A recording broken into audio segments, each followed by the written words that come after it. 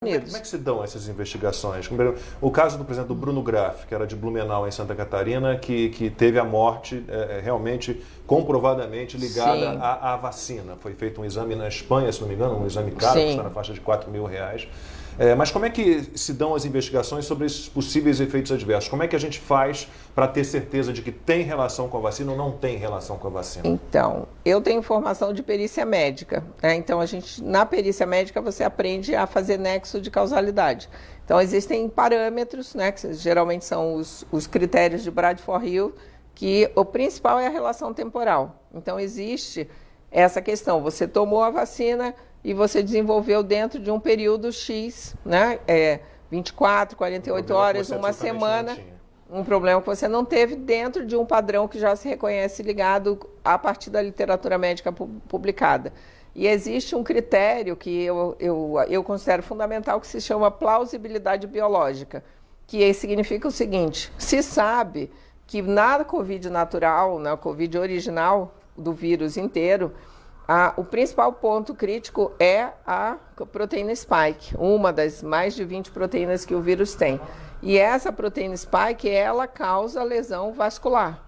E essa lesão vascular, ela acontece em vários órgãos, né? Inclusive, tem achados de autópsia de patologistas alemães e europeus, um grupo que faz autópsia de vacinados, mostrando que há, sim, a presença da proteína spike nos órgãos adoecidos, né? Eu tenho entrado em autópsias, em algumas, está sendo preparado um relatório sobre isso, né? Uma das secretarias de saúde do Brasil, de uma capital brasileira, que existe um grupo de patologistas estudando isso, já recebeu uma parte desse relatório, ele oportunamente vai ser divulgado. Mas é impressionante, porque se nega que tem a relação. E no caso do Bruno Graff, por acaso fui eu que fiz o laudo da parte da correlação do exame de laboratório alterado e o quadro de púrpura trombocitopênica, né, induzida pela vacina que ele desenvolveu. Ele teve trombose, né? Teve trombose, AVC, hemorrágico por conta da trombose.